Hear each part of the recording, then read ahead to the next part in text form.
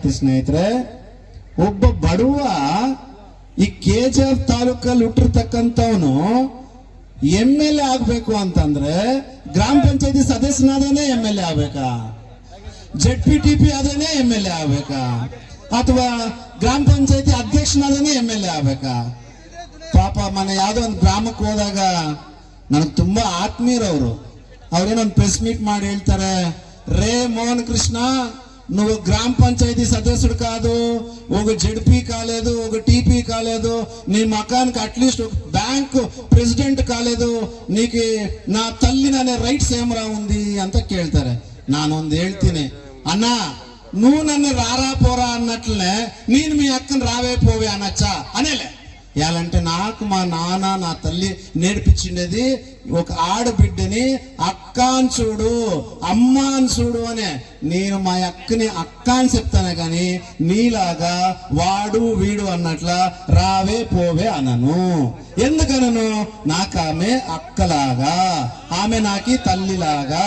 So నా ఇంటి సంప్రదాయంలో వచ్చిండేది ఆడోళ్ళకి గౌరవమి అనేసి. అన్నా నువ్వు నన్ను రారా పోరా అంటే నాకేం నొప్పలేదన్నా, యాడ్ లేదు. నువ్వు నాకిన్నా పెద్దోడు, రాజకీయంగా పెద్ద మనిషి, అన్నిటికి ఇంకా మిగిలింగా నువ్వు నన్ను మంచిగా కావాలని కోరుకుంటున్నాడు అన్న. ఎట్లా మంచిది? నువ్వే చెప్తా ఉండవు గ్రామ పంచాయతీ మెంబరు కాదు, టీపీ కాదు, జడ్పీ కాదు, నువ్వు ఎమ్మెల్యేనా అని. ఇప్పుడు నీకు చెప్తా ఉన్నాను అన్నయ్య, నీకు ఎవరు నేర్పించడో తెలియదు అన్నయ్య. ఖండితంగా ఆ భగవంతుడిలో సత్యం ఉందని కొడుకే పిల్లలు అందరూ చెప్పినారు లేదా? మా ఊరు దేవుడు మంచి పవర్ఫుల్ దేవుడు అని చెప్పినారు లేదా? ఆ దేవునిలో సత్యం ఉంటే, KGF గుడులలో ఉండే దేవుళ్ళలో సత్యం ఉంటే ఈ పేదోని MLA చేస్తారనే నమ్మకంతో ఈ పొద్దు నేను ఇప్పుడు వచ్చినాను అన్నయ్య. ఇంకొక మాట చెప్పాల్సి పడుతుంది. ఆ ఒక్క ఊర్లో ఆర్కెస్ట్రా అయితేనే నాకు పోలీస్ డిపార్ట్మెంట్ చాలా గౌరవం ఉంది. ఇది నాది 9వ సంవత్సరము నా ರಾಜಕೀಯ ನಾ ಸಮಾಜ ಸೇವೆಯನ್ನು ಸ್ಟಾರ್ಟ್ చేసిండేది. ಬಹಳಷ್ಟು ಗೌರವ ಐತೆ ಡಿಪಾರ್ಟ್ಮೆಂಟ್ ಮೇಲೆ. ಅವರೇನೋ ಡಿಪಾರ್ಟ್ಮೆಂಟ್ ಬಳಸ್ಕೊಂಡು ಮೋಹನ್ ಕೃಷ್ಣ ಮಟ್ಟ ಹಾಕ್ಬೇಕು ಅಂದ್ರೆ ಅವ್ರ ಕನಸು. ಯಾಕೆ ಅಂದ್ರೆ ನನ್ನ ಮೇಲೆ ಕಂಪ್ಲೇಂಟ್ ಆಗತ್ತಂತೆ, ಲಾ ಅಂಡ್ ಆರ್ಡರ್ ಪ್ರಾಬ್ಲಮ್ ಆಗತ್ತಂತೆ ನಾನು ಮಾತಾಡಿದ್ರೆ ಅಂತ. ನಾನು ಇವತ್ತು ನನ್ನ ಪೊಲೀಸ್ ಡಿಪಾರ್ಟ್ಮೆಂಟ್ ಅವ್ರಿಗೆ ಹೇಳ್ತೀನಿ, ಮೋಹನ್ ಕೃಷ್ಣ ಇತಿಹಾಸನೆಲ್ಲ ಕೆದಕೊಂಡ್ಬಿಟ್ಟಿದ್ದೀರಾ. ರೌಡಿ ಶೀಟರ್ ಅಂತ ಹೇಳಿದ್ರಿ, ಅದನ್ನು ಪ್ರೂವ್ ಆಯ್ತು ನಾನು ರೌಡಿ ಶೀಟರ್ ಅಲ್ಲ ಅಂತೇಳಿ. ಬೈರ್ತಿ ಬಸವರಾಜ್ ಅವ್ರಿಗೆ ಬಂಟ ಅಂತ ಹೇಳಿದ್ರಿ, ನಾನು ಇವತ್ತು ಹೇಳ್ತೀನಿ ನಮ್ಮ ಶಂಕರಣ್ಣ ಗೌಡರಿಗೆಲ್ಲರ ಬೈರ್ತಿ ಬಸವರಾಜನ ಬಂಟಾನೆ. ಏನ್ ಇವಾಗ? ಹೌದು, ನನ್ನ ರಾಜಕೀಯ ಗುರುನೇ. ಏನ್ ಇವಾಗ? ಆದ್ರಿಂದ ಇಲ್ಲಿರ್ತಕ್ಕಂಥ ಚನ್ನಮೂರ್ತಣ್ಣ ಮತ್ತೆ ನಮ್ಮ ವಿಶ್ವನಾಥಣ್ಣ, ವೇದಿಕೆಯಲ್ಲಿರ್ತಕ್ಕಂಥವ್ರು, ಇಲ್ಲಿರ್ತಂಥವ್ರಿಗೆಲ್ಲ ಒಂದೇ ಒಂದು ರಿಕ್ವೆಸ್ಟ್ ಅಣ್ಣ, ಅವ್ರು ನನ್ನ ಬಾರೋ ಹೋಗು ಅಂದ್ರು ನೀವು ಬಾರೇ ಹೋಗಿ ಅಂತಂದು ಯಾರನ್ನೂ ಅನ್ಬೇಡ್ರಿ. ನನ್ನ ಅವ್ರು ಹೊಡಿಯಕ್ ಬಂದ್ರು ನಾನು ಏಟ್ ತಿನ್ನಕ್ ರೆಡಿ ಇದ್ದೀನಿ. ಡಿಪಾರ್ಟ್ಮೆಂಟ್ ನನ್ನ ಮೇಲೆ ಸುಳ್ಳು ಕೇಸ್ಗಳು ಹಾಕ್ಬೇಕಂದ್ರೂ ಹಾಕ್ಸ್ಕೊಳಕ್ ರೆಡಿ ಇದ್ದೀನಿ. ಡಾಕ್ಟರ್ ಬಾಬಾ ಸಾಹೇಬ್ ಅಂಬೇಡ್ಕರ್ ಕೊಟ್ಟಿರ್ತಕ್ಕಂಥ ಸಂವಿಧಾನದಲ್ಲಿ ನಾನು ಹೋರಾಡಿ ಮತ್ತೆ ಇಲ್ಲಿ ಬರ್ತೀನಿ ಅಂತ ಹೇಳ್ತಾ ಇದ್ದೀನಿ. ನಾನು ಇನ್ನೊಂದು ವಿಶೇಷವಾಗಿ ನನ್ನ ಪ್ರೀತಿಯ ಕೊಡಗೇನಹಳ್ಳಿಯ ತಾಯಂದ್ರೆ ನನಗೆ ಭಯ ಬರ್ಸ್ತಾ ಇದ್ದಾರೆ, ಭಯ ಹುಟ್ಟಾಕ್ತಾ ಇದ್ದಾರೆ. ಬಟ್ ಅವ್ರಿಗೆ ಗೊತ್ತಿಲ್ಲ, ಹುಟ್ಟದಾಗ್ಲಿಂದಾನೇ ಬಡವನಾಗಿ ಇವತ್ತು ಬಡವನಾಗಿ ಇಲ್ಲಿರ್ತಕ್ಕಂಥವ್ರು ಸೇವೆ ಮಾಡಿ ಬರೋದವನ್ಗೆ ಆ ಭಯ ಎಲ್ಲ ಸತ್ತೋಗೈತೆ ಅಂತ ಅವ್ರಿಗೆ ಇನ್ನೂ ಗೊತ್ತಿಲ್ಲ.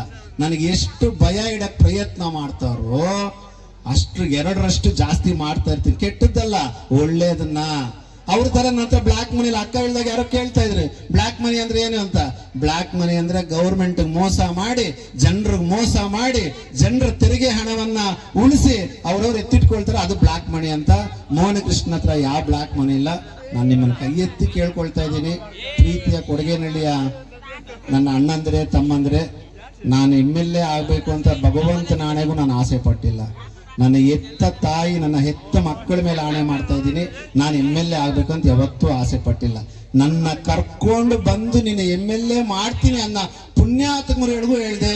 ನಾನು ಬಡವ, ನನಗೆ ಯಾಕೆ ಈ MLA ಗಿರಿ ಅಂತ 8 ವರ್ಷದಿಂದನೇ ಕೇಳಿದೆ.